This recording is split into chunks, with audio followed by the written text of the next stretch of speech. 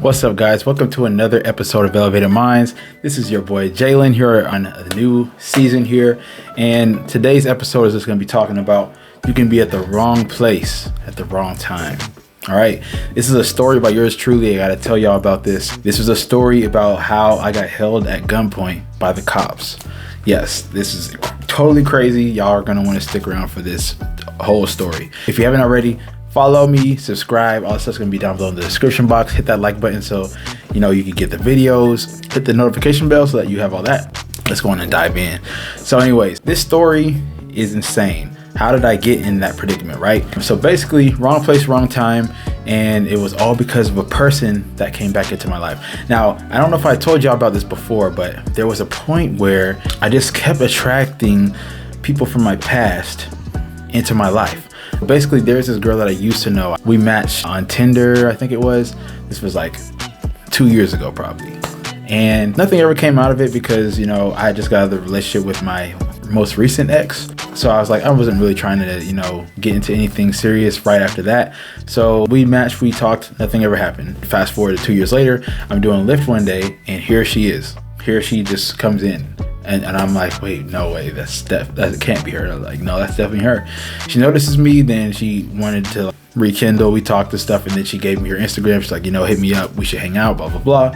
And so, you know, we exchanged Instagrams and numbers and all that stuff. Now, mind you, I'm not trying to actually do anything with this girl. I'm just, you know, we rekindled. It was random that she just so happened to land in my Lyft. But anyways, continuing the story.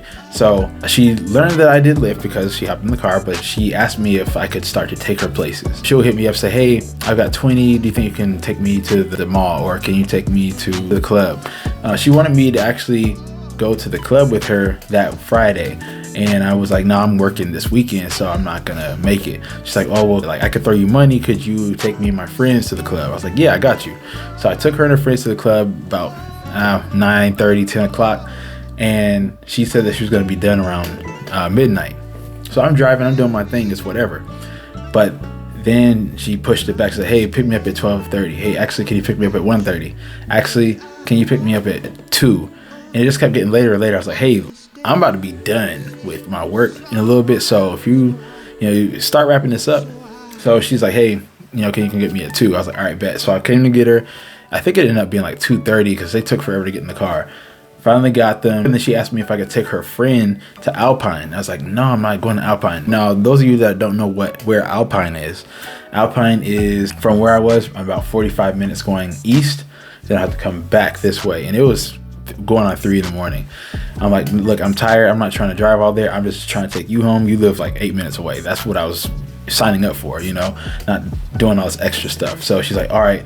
Her friend was like, okay, well, can you just drop me off by the bus stop? I was like, yeah, cool. So there's a bus stop. It's in a sketchy area. We sat there and parked, and I'm waiting on her to get out the car, but she's like, oh, I'm not leaving my friend here. I'm like, okay, I feel you, but like I was not signing up to be staying out here. You know what I'm saying? I'm trying to like drop you off and go home. So anyways, they take like 20 minutes. It was almost going on 30 minutes.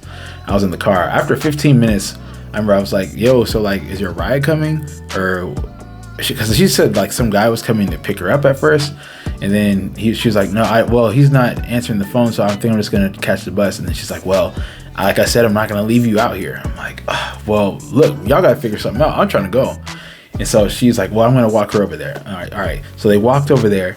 They were gone for like another 15 minutes. So that was the 30 minutes in total. And I'm just like, yo, I'm ready to go. It's 3:30 in the morning at this point. And she finally comes back over. The reason why I didn't leave is because she had all her stuff in my car. So I couldn't even leave if I wanted to. And I didn't want to just leave her out there because it was sketchy. But anyways, so she finally gets back to the car. She's like, I'm sorry. The bus came. She's good. I'm like, all right, cool. We start to peel off. As soon as we start to peel off, I noticed a cop pulled behind me. And he followed me for, like 5, 6, 7 blocks. Like he followed me a minute. And we're about to get onto the 5 to go, to take her to her crib. Next thing I know, I see lights come on, and then 4 other cop cars squatted up out of nowhere. I'm like, what is going on? And then like everybody's got their guns out, and then like I'm hearing on the megaphone. You know how normally when you get pulled over, they just pull you over, and then like they gently close the door and walk out and come towards your window. Sometimes they'll come to the passenger window first.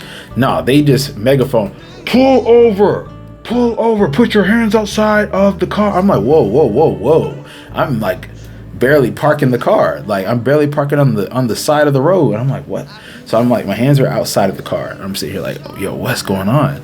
She's freaking out. She starts crying because she's drunk. You know, they're like, the driver, is the car on? I'm like, yes, obviously the car's still on. I didn't turn it off. You just told me to put my hands outside the window. They're like, turn off the car. Driver, turn off the car. I'm like, all right. So I turn off the car. I'm like, I'm slow because like the guns are out. Like I see the guns. There's 5 people, maybe, I don't know, 6. I was like traumatized in this moment. I'm not even kidding. So anyways, so they got their guns pointed at me. They said literally, turn the car off, put your hands back outside, put one hand in, open the door, slowly walk out. And I'm sitting here like this, like they said, put your hands on top of your head and then walk backwards towards us. And I'm like, what is happening right now? And then like they cuff me and I'm like, yo, what am I getting arrested for? What did I do? The cops were like, you fit the description for a black male carrying a gun. You fit the description for a black male carrying a gun in this area. I'm like, what? Like, he's like, do you have any firearms? I'm like, no. And he's like, where are you going?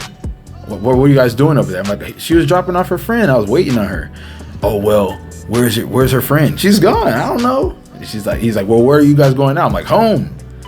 Any other questions? Like, what did I do to get cuffed? He's like, oh, this one guy came over and he was like, you know, one of those power trip cops, you can tell. And he was just like, yeah, man, yeah, so you know why you're getting pulled over? I'm like, no. He's like, yeah, well, you fit the description. So, yeah, just sit tight. We'll let you out. We'll figure this out. And you don't have any type of, you know, firearms or paraphernalia. I'm like, bro, what? Like, you just pulled me over randomly. Like, there's nothing.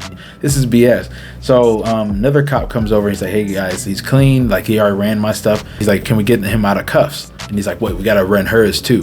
So they ran hers, which I'm like, why are you running hers? What? It was so BS. Anyway, so they eventually let us go.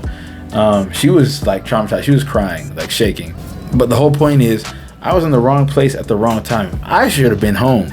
This would have never happened. And God was really with me because I'll tell you what, I heard stories about cops in San Diego, like shooting first or stabbing first or punching first. Like I've heard of these things happen. And so I'm like, yo, I'm not trying to like have anything like that happen. You know, one of my acquaintances before, he got into it with cops, like got jumped by cops type of stuff and sued the city. Like I was like, there's people that attack first and you know, ask questions later. Like, you know, that I could have been shot immediately on sight, you know, but you know, I complied and I'm here to see another day. But when I tell you that was scary as all get out, seeing like 5 or 6 squad cars and everybody got guns pointed at you, and they like, that's traumatizing. But imagine I should have been home. And you know, this girl, she wasn't it anyways. Like, so she was a waste of time. She was honestly a distraction. She was just a distraction. And sometimes what the universe and what God will do is put people back into your life and to test you, to see if, you know, what are you going to do? Are you going to go back and fall for it? And me at this point, I wasn't even like trying to do anything with her. I was just, you know, helping out. Hey, I'll take you home, you know, cool. And that happened. And I'm just like, I could have died that night just from being in the wrong place at the wrong time. So that the whole message is, don't be in the wrong place at the wrong time. Sometimes there's people in your life that get out of your life and you have those feelings about them. I had feelings about her that like, this is not someone I need to like actually have as an addition in my life. You know, she's going to be more of a minus. She just wasn't it. But anyways, I ignored that, and you know, and there I was in that predicament.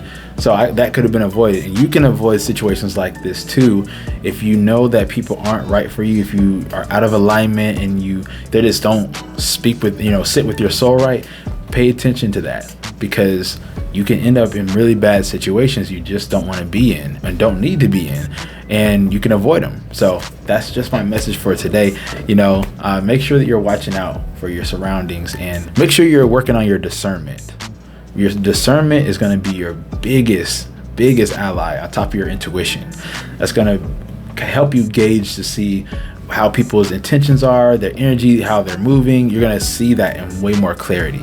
So that's all I got for y'all today. Thank y'all for watching. I appreciate you guys. Like I said, hit the like button, subscribe, share, and follow. All my social media is going to be in the description box. Let's go ahead, guys. We're going into 2023. I hope y'all 2024. I hope y'all are staying on your goals, and let's go on and get it. Appreciate y'all for watching. Y'all be good, stay safe, and stay elevated.